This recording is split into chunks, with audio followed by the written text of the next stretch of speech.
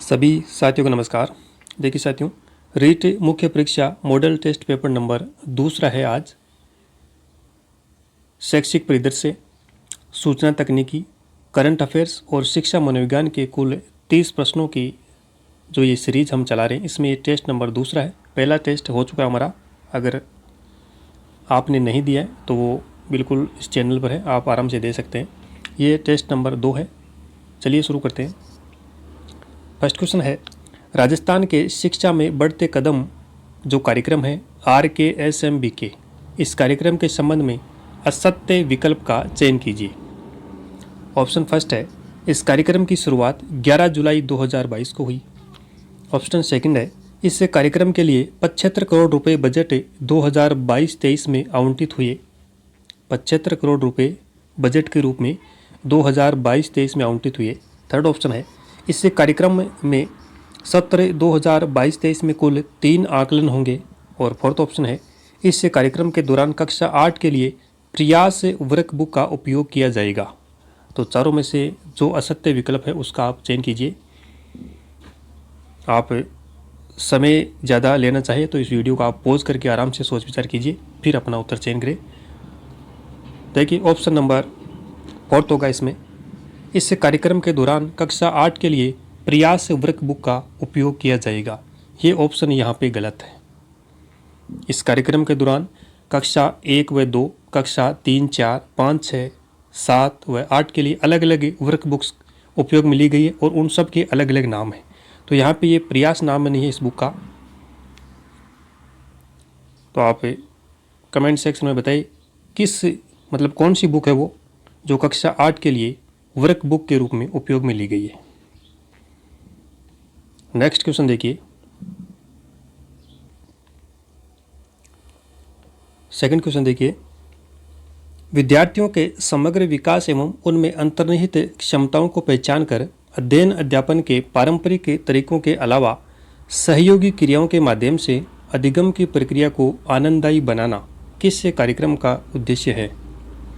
राजस्थान की शिक्षा में बढ़ते कदम कार्यक्रम, नो बैग डे कार्यक्रम, गुणवत्तापूर्ण शिक्षा के लिए राज्य की पहल या इस्माइल कार्यक्रम 2.0 अभियान। ये जो उद्देश्य है ये इनमें से किस कार्यक्रम का है ये बताना है। देखिए ऑप्शन नंबर सेकंड है इसमें, नो बैग डे कार्यक्रम। नो बैग डे कार्यक्रम का यह उद्देश्य है अध्ययन अध्यापन के पारंपरिक तरीकों के अलावा सहयोगी क्रियाओं के माध्यम से अधिगम प्रक्रिया को आनंददायी बनाना। नेक्स्ट है अगला क्वेश्चन, निम्नलिखित में से राजस्थान सरकार की योजनाओं के संबंध में उस विकल्प का चयन करें जो सही नहीं है। जो असत्य विकल्प है उसका चयन करना है।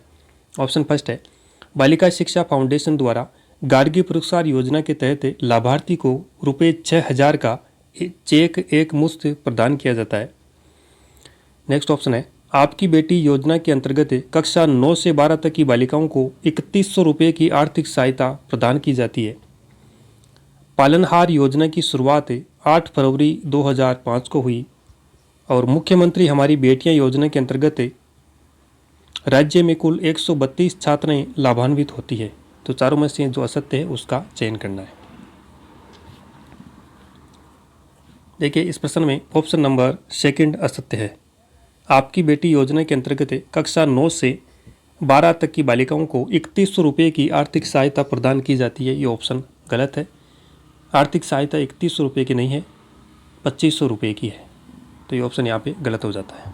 बाकी फर्स्ट, थर्ड और फोर्थ ऑप्शन बिल्कुल सही है। चलिए नेक्स्ट क्वेश्चन, विद्यालय प्रबंधन समिति से संबंधित असत्य विकल्प का चयन कीजिए। ऑप्शन फर्स्ट है, राज्य के समस्त राजकीय व अनुदान प्राप्त विद्यालयों में कक्षा 1 से 8 तक के लिए SMC लागू है। SMC की साधारण सभा की एक शैक्षणिक वर्ष में या सत्र में कुल 3 बैठकें होती है। SMC की कार्यकारिणी समिति में कोरम के लिए सदस्यों की कुल संख्या का 1/4 सदस्यों को उपस्थित होना अनिवार्य है।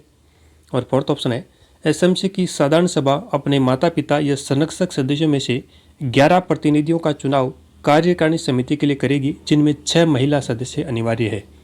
तो चारों में से जो कथन असत्य है उसका चयन कीजिए।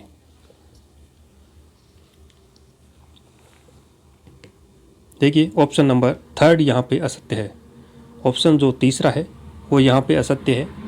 एसएमसी की कार्यकारिणी समिति में कोरम के लिए सदस्यों की कुल संख्या का 1/4 सदस्यों का उपस्थित होना अनिवार्य है। ये ऑप्शन गलत है। आप बताइए कोरम के लिए क्या कंडीशन है यहाँ पे, 1/4 है, 3/4 है, कितना है वो आप कमेंट सेक्शन में बताइए। नेक्स्ट क्वेश्चन 5वां, राष्ट्रीय शिक्षा नीति 2020 के संबंध में निम्नलिखित में से सत्य विकल्प का चयन करें। राष्ट्रीय शिक्षा नीति, देखिए सत्य नहीं है, असत्य कथन, असत्य विकल्प का चयन कीजिए। फर्स्ट ऑप्शन है नई शिक्षा नीति के तहत देश की कुल जीडीपी का 6% हिस्सा शिक्षा पर खर्च किया जाएगा। सेकंड ऑप्शन है राष्ट्रीय शिक्षा नीति 2020 में कुल 4 भाग और 27 अध्याय है। ऑप्शन थर्ड है नई शिक्षा नीति के तहत अब सेमेस्टर व्यवस्था को समाप्त कर दिया गया है। और नई शिक्षा नीति का अध्याय जो 8वां है वो स्कूल शिक्षा से संबंधित प्रावधान रखता है। तो चारों में से जो विकल्प यहाँ पे असत्य है उसका चयन करना है। देखिए इसमें ऑप्शन नंबर थर्ड असत्य है। नई शिक्षा नीति के तहत अब सेमेस्टर व्यवस्था को समाप्त कर दिया गया, असत्य है। सेमेस्टर व्यवस्था को तो भाई लागू किया है, समाप्त नहीं किया है। जो विद्यालयों में एक परीक्षा की प्रणाली वार्षिक की जो लागू थी उसको समाप्त करके अब सेमेस्टर व्यवस्था यानी ऑब्जेक्टिव और सब्जेक्टिव के आधार पर ये लागू किए, तो ये ऑप्शन यहाँ पे गलत हो जाता है। बाकी 6% शिक्षा पर खर्च, 4 भाग, 27 अध्याय, अध्याय 8 स्कूल शिक्षा से संबंधित, ये सारे ऑप्शन सही है। नेक्स्ट देखिए राष्ट्रीय शिक्षा नीति 2020 में नवीन प्रावधानों के अनुसार कितने वर्ष की पढ़ाई पर छात्रों को डिग्री प्रदान की जाती है। नवीन जो संशोधन हुआ है राष्ट्रीय शिक्षा नीति 2020 में, इसमें डिग्री, सर्टिफिकेट, डिप्लोमा इनका प्रावधान किया है। तो इसमें पूछा है कितने वर्ष की पढ़ाई पर डिग्री प्रदान की जाएगी। 1 वर्ष की पढ़ाई पर, 2 वर्ष की पढ़ाई पर, 3 वर्ष की पढ़ाई पर या 3 या 4 वर्ष की पढ़ाई पर। देखिए ऑप्शन फोर्थ सही है, 3 या 4 वर्ष की पढ़ाई पर डिग्री प्रदान की जाएगी। 3 या 4 वर्ष की पढ़ाई पर डिग्री प्रदान की जाएगी। 1 वर्ष की पढ़ाई पर सर्टिफिकेट दिया जाएगा, 2 वर्ष की पढ़ाई पर डिप्लोमा दिया जाएगा और 3 या 4 वर्ष की पढ़ाई पर डिग्री प्रदान की जाएगी। ये आप ध्यान रखें। नेक्स्ट क्वेश्चन है राजस्थान निःशुल्क एवं अनिवार्य बाल शिक्षा का अधिकार नियमावली 2011 से संबंधित असत्य विकल्प का चयन कीजिए। धाराएं हैं और किस धारा में क्या प्रावधान है ये दिया हुआ है, तो देख लेते हैं। ऑप्शन फर्स्ट है धारा 7 विद्यालय स्थापित किया जाना। धारा 10 से निजी स्कूलों में 25% सीटों पर कमजोर बालकों का प्रवेश। धारा 14 निजी विद्यालयों में मान्यता के मापदंड निर्धारित। और धारा 20 से प्रत्येक विद्यालय में विद्यार्थी अध्यापक का अनुपात। तो चारों में से जो सही नहीं है उसका चयन करना है। ऑप्शन फोर्थ होगा धारा 20 से प्रत्येक विद्यालय में विद्यार्थी अध्यापक अनुपात, ये ऑप्शन गलत है। मैंने आपको बताया है 25-21 याद रखना है। 25-21 का मतलब हुआ आरटी 2009 की धारा 25 में विद्यार्थी अध्यापक अनुपात है और आरटी 2011 की धारा 21 में विद्यार्थी अध्यापक का अनुपात है। तो ये ऑप्शन यहाँ पे गलत हो जाता है। बाकी धारा 7 में विद्यालय स्थापित किए जाने संबंधी प्रावधान है। धारा 10 25% सीटों पर कमजोर बालक को प्रवेश। धारा 11 में फीस पुनर्भरण। धारा 14 निजी विद्यालयों के मान्यता के मापदंड निर्धारित, बिल्कुल सही है। नेक्स्ट क्वेश्चन नंबर 8, राजस्थान में आरटीई नियमावली 2011 की धारा 10 के प्रावधान के अंतर्गत गैर सरकारी विद्यालयों में किस सत्र से विद्यार्थियों को प्रवेश दिए जा रहे हैं। आरटीई नियमावली 2011 की जो धारा 10 है, अब इसमें क्या प्रावधान है, गैर सरकारी विद्यालयों में 25% बच्चों को जो मतलब असुविधाग्रस्त बालक है उनको प्रवेश दिया जाएगा। तो ये जो प्रावधान है इसके अनुसार किस सत्र से विद्यार्थियों को प्रवेश दिए जा रहे हैं। सत्र 2010-11, सत्र 2012-13, सत्र 2015-16 या सत्र 2017-18। देखिए ऑप्शन नंबर सेकंड सही है, सत्र 2012-13 से, सत्र 2012-13 से। नेक्स्ट क्वेश्चन है समुचित सरकार वंचित बालक, अभावग्रस्त बालक तथा स्थानीय बालकों अभिभावकों से संबंधित महत्वपूर्ण मदों की, यहाँ पे ये मदों आ गया, मदों आएगा, पदों नहीं है, मदों की परिभाषाएं आरटी एक्ट 2009 की किस धारा में दी गई है। धारा 1, धारा 2, धारा 31, धारा 35। इन ये जो शब्द है इनसे संबंधित महत्वपूर्ण मदों की परिभाषाएं आरटी 2009 की किस धारा में दी गई है? ऑप्शन सेकंड होगा धारा संख्या 2 में। नेक्स्ट क्वेश्चन, निःशुल्क एवं अनिवार्य बाल शिक्षा का अधिकार अधिनियम 2009 से संबंधित असत्य जो विकल्प है उसका चयन करना है। एक तरफ धाराएं हैं और एक तरफ प्रावधान है। धारा 6 विद्यालयों की स्थापना करना। धारा 10 स्थानीय अभिभावक के अधिकार एवं कर्तव्य। धारा 14 बालक से किसी भी प्रकार का शिक्षण शुल्क निषेध। धारा 23 शिक्षक की योग्यता एवं अयोग्यता। शिक्षक की योग्यता एवं अयोग्यता, तो जो यहाँ पे मेल नहीं खा रहा है उसका चयन करना है। देखिए ऑप्शन नंबर जो थर्ड है ये असत्य है। धारा 14 बालक से किसी भी प्रकार का शिक्षण शुल्क निषेध, ये प्रावधान धारा 14 में नहीं है। हमारा जो फर्स्ट टेस्ट था उसमें ये क्वेश्चन आया था, शिक्षण शुल्क कैपिटेशन जो फीस है इसके संबंध में जो निषेध है वो धारा संख्या 13 में दिए हुए हैं, 14 में नहीं। तो धारा 14 में क्या प्रावधान है आप बताइए कमेंट में। तो इस प्रश्न में ऑप्शन थर्ड सही है। धारा 6 में विद्यालयों की स्थापना बिल्कुल है। धारा 10 अभिभावक के कर्तव्य एवं अधिकार और धारा 23 शिक्षक की योग्यता एवं अयोग्यता के संबंध में प्रावधान है। चलते हैं नेक्स्ट क्वेश्चन की ओर। तो साथियों सबसे पहले देखिए ये 10 क्वेश्चन थे शैक्षिक परिदृश्य से संबंधित। अगले जो क्वेश्चन है वो है current affairs, Rajasthan current affairs. प्रश्न संख्या 11 है, इंदिरा प्रियदर्शनी सम्मान योजना के तहत प्रत्येक जिले में अपने अपने वर्गों में कक्षा 10 में प्रथम स्थान प्राप्त करने वाली बालिकाओं को कितनी राशि की आर्थिक सहायता प्रदान की जाती है? कक्षा 10 की बात कर रहा है। प्रथम स्थान प्राप्त करने वाली बालिकाओं को कितनी राशि की आर्थिक सहायता प्रदान की जाएगी? 40,000, 75,000, 1 लाख रुपये या 2 लाख रुपये? ऑप्शन सेकंड होगा 75,000 रुपये।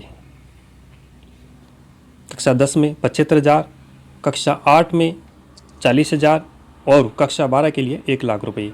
ये चीज़ें इसमें।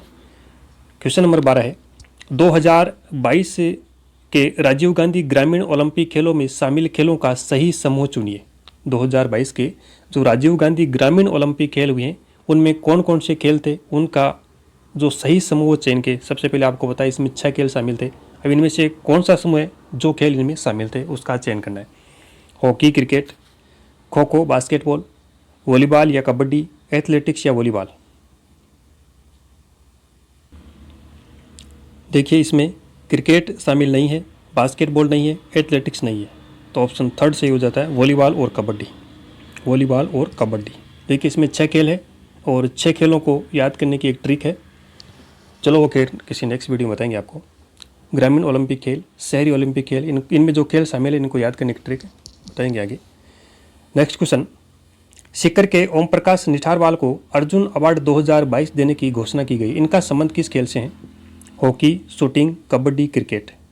ओम प्रकाश निठारवाल को अर्जुन अवार्ड 2022 देने की घोषणा की गई। इनका संबंध किस खेल से है?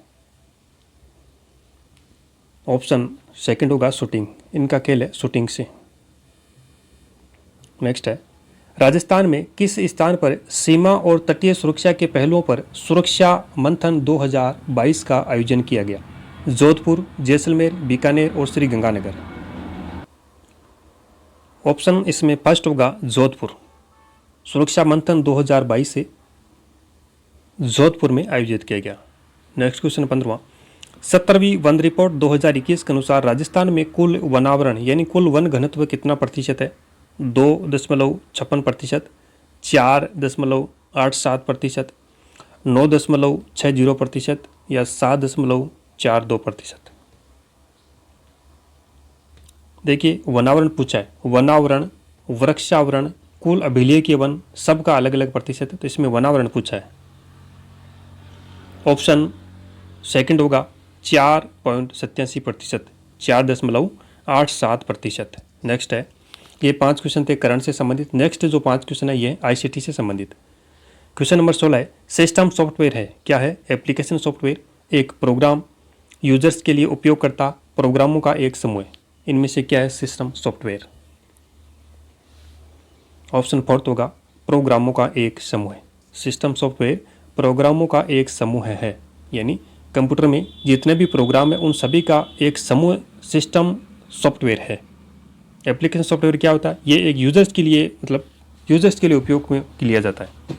एप्लीकेशन सॉफ्टवेयर यूजर्स उपयोग में लेते हैं और सिस्टम सॉफ्टवेयर कंप्यूटर उपयोग में लेता है। नेक्स्ट क्वेश्चन देखिए, ऑपरेटिंग सिस्टम द्वारा व्यक्ति के अधिकृत उपयोगकर्ता होने का पता लगाया जा सकता है। निजता, अधिप्रमाणन, सत्यनिष्ठा या पायरेसी। तो इस प्रश्न में ऑप्शन सेकंड होगा अधिप्रमाणन। नेक्स्ट क्वेश्चन है, शासन की धारणा जो नागरिकों की भूमिका शासन को सूचना देने वाले से बदलकर शासन में भागीदार बनाने वाले का प्रयास करती है। शासन की धारणा जो नागरिकों की भूमिका शासन को सूचना देने वाले से बदलकर शासन में भागीदार बनाने का प्रयास करती है, वो कहलाती है, क्या कहलाती है? ई प्रजातंत्र, ई पंजीकरण, ई नागरिक या ई शासन। ऑप्शन फर्स्ट होगा ई प्रजातंत्र, ई प्रजातंत्र। नेक्स्ट क्वेश्चन है, निम्नलिखित में से कौन सा एक इनपुट उपकरण नहीं है? स्कैनर, माउस, कीबोर्ड या मॉनिटर। चारों में से जो इनपुट उपकरण नहीं है उसका चयन कीजिए। फोर्थ होगा मॉनिटर। मॉनिटर एक आउटपुट उपकरण है, बाकी स्कैनर, माउस और कीबोर्ड ये सभी इनपुट उपकरण के उदाहरण हैं। जब एक प्रणाली में इनपुट, प्रोसेस तथा आउटपुट पहले से ही पूरी तरह ज्ञात है तो वह प्रणाली क्या कहलाती है? नियतात्मक, ओपन, क्लोज या संभावित। नियतात्मक, ओपन, क्लोज या संभावित। ये क्वेश्चन अभी जो सीईटी के एग्जाम हुए हैं उनमें से पूछा गया था और वहीं से मैंने लिया ये क्वेश्चन। ऑप्शन फर्स्ट होगा इसमें नियतात्मक, नियतात्मक। ये 5 क्वेश्चन थे आईसीटी से संबंधित। नेक्स्ट प्रश्न संख्या 21 से 30 तक होंगे शिक्षा मनोविज्ञान से संबंधित। रोजर बाइवी के रचनात्मकतावादी पाठ्यचर्या के अनुप्रयोग से संबंधित संप्रत्यय नहीं है। चिंतन, संलग्नता, खोज या मूल्यांकन। इनमें से रोजर बाइवी के जो रचनात्मक पाठ्यचर्या के अनुप्रयोग है उनसे संबंधित कौन सा संप्रत्यय नहीं है, ये बताना है। रोजर बाइवी ने रचनात्मक पाठ्यचर्या के 5 संप्रत्यय दिए थे, तो इनमें से कौन सा शामिल नहीं है ये बताना है। देखिए, चिंतन शामिल नहीं है इसमें, चिंतन इनमें शामिल नहीं है। बाकी संलग्नता, खोज और मूल्यांकन ये शामिल है और 2 इनमें और संप्रत्यय थे। नेक्स्ट क्वेश्चन है, अशाब्दिक बुद्धि परीक्षण का उपयोग किया जाता है सभी आयु वर्ग के व्यक्तियों के लिए, अशिक्षित वर्ग के व्यक्तियों के लिए, सिर्फ बच्चों के लिए, शिक्षित और अशिक्षित दोनों प्रकार के व्यक्तियों के लिए। तो चारों में से सही विकल्प का चयन करें। ऑप्शन सेकंड होगा अशिक्षित वर्ग के व्यक्तियों के लिए। नेक्स्ट क्वेश्चन है, शिक्षा मनोविज्ञान की वह शाखा है जो शिक्षण तथा सीखने से संबंधित है। यह किसका कथन है? वुडवर्थ, सिम्पसन, पाउलो या चार्ल्स स्किनर। ऑप्शन फोर्थ होगा चार्ल्स स्किनर। जीन प्याजे के सिद्धांत के अनुसार कौन सी अवस्था में बच्चे में उस चिंतन का विकास होता है जो उत्क्रमणीयता होती है? संवेदी प्रेरक, प्राक संक्रियात्मक अवस्था, मूर्त संक्रियात्मक या औपचारिक संक्रियात्मक अवस्था। कौन सी अवस्था जिसमें उत्क्रमणीयता पाई जाती है? ऑप्शन थर्ड होगा मूर्त संक्रियात्मक अवस्था। नेक्स्ट क्वेश्चन है, व्यक्तित्व का सीएटी परीक्षण किसने दिया था? बेलक ने दिया था। किस आयु वर्ग के बच्चों के लिए तैयार किया गया है? 3 से 10 वर्ष, 8 से 14 वर्ष, 12 से 18 वर्ष या 6 से 10 वर्ष। ऑप्शन फर्स्ट होगा 3 से 10 वर्ष। 3 से 10 वर्ष के बच्चों के लिए सीएटी परीक्षण किया गया था। नेक्स्ट क्वेश्चन नंबर 26 है, निम्नलिखित में से कौन सा अधिगम प्रक्रिया का सही तार्किक क्रम है? ऑप्शन फर्स्ट है आवश्यकता, स्थिति, अंतःक्रिया या तत्परता। सेकंड ऑप्शन है आवश्यकता, तत्परता, स्थिति, अंतःक्रिया। थर्ड ऑप्शन है आवश्यकता, अंतःक्रिया, स्थिति, तत्परता। और ऑप्शन फोर्थ है तत्परता, आवश्यकता, अंतःक्रिया या स्थिति। अधिगम प्रक्रिया का सही तार्किक क्रम कौन सा है ये बताना है। देखिए, ऑप्शन नंबर सेकंड होगा आवश्यकता, तत्परता, स्थिति, अंतःक्रिया। सबसे पहले आवश्यकता, फिर तत्परता, फिर स्थिति और फिर अंतःक्रिया। ये अधिगम प्रक्रिया का एक तार्किक मनोवैज्ञानिक क्रम है। नेक्स्ट क्वेश्चन, सुधार स्कूल स्थापित किए गए हैं बाल अपराधियों के लिए, मानसिक मंद बच्चों के लिए, प्रतिभाशाली बच्चों के लिए या सामान्य बच्चों के लिए, किन के लिए सुधार स्कूल स्थापित किए गए? ऑप्शन फर्स्ट होगा बाल अपराधियों के लिए, बाल अपराधियों के लिए। नेक्स्ट क्वेश्चन, अभिप्रेरणा के दैहिक सिद्धांत के समर्थक कौन थे? अभिप्रेरणा के जो दैहिक सिद्धांत है इसके समर्थक कौन थे? मॉर्गन, थॉर्नडाइक, मैकिलैंड या एटकिंसन? ऑप्शन फर्स्ट होगा मॉर्गन। दैहिक सिद्धांत के समर्थक है मॉर्गन। नेक्स्ट क्वेश्चन है, मानसिक रूप से स्वस्थ छात्रों में कौन सा सबसे महत्वपूर्ण कारक है? आत्मज्ञान, आत्मसम्मान, आत्मानुभूति या आत्ममूल्यांकन? मानसिक रूप से जो स्वस्थ बालक है उनमें इनमें से कौन सा एक महत्वपूर्ण कारक परिलक्षित होता है वो बताना है। देखिए इसमें ऑप्शन नंबर थर्ड होगा आत्मानुभूति, आत्मानुभूति। और आज के टेस्ट का अंतिम क्वेश्चन है 30वां, निष्ठावान अध्यापक अनुभव करता है कि अधिगम की मात्रा एवं गुण का निर्धारण बहुत अधिक सीमा तक होता है। कक्षा कक्ष अनुशासन द्वारा, विषय वस्तु विश्लेषण द्वारा, छात्र की अंतक्रिया द्वारा। तो इन तीन में से कौन से विकल्प है जिनसे अधिगम की मात्रा एवं गुण का निर्धारण बहुत अधिक सीमा तक होता है, यह एक निष्ठावान अध्यापक अनुभव करता है? चयन कीजिए। ऑप्शन फर्स्ट में दिया हुआ है ए तथा बे, बे या से, केवल बे या केवल से। देखिए इस प्रश्न में ऑप्शन सेकंड होगा बे या से। ऑप्शन बे या से ये दोनों सही है। विषय वस्तु विश्लेषण द्वारा और छात्र की अंतक्रिया द्वारा एक शिक्षक अनुभव करता है कि अधिगम की मात्रा व गुण का निर्धारण बहुत अधिक सीमा तक होता है। तो ये थे कुल 30 प्रश्न। आपका स्कोर इसमें कितना बन रहा है कमेंट सेक्शन में ज़रूर बताइए, ताकि इस पेपर का कैसा लेवल रहा, किस प्रकार के मतलब आपके लिए कैसा उपयोगी रहा, ये थोड़ा बहुत अंदाज़ा लगाया जा सके। बाकी PDF आप प्राप्त करने के लिए हमारे टेलीग्राम चैनल से जुड़े, वहाँ पे सब कुछ निःशुल्क उपलब्ध होगा और आप PDF के थ्रू भी इस पेपर को दे सकते हैं। तो आज के सेशन में इतना ही। मिलते हैं नेक्स्ट वीडियो में एक नए टॉपिक के साथ। धन्यवाद।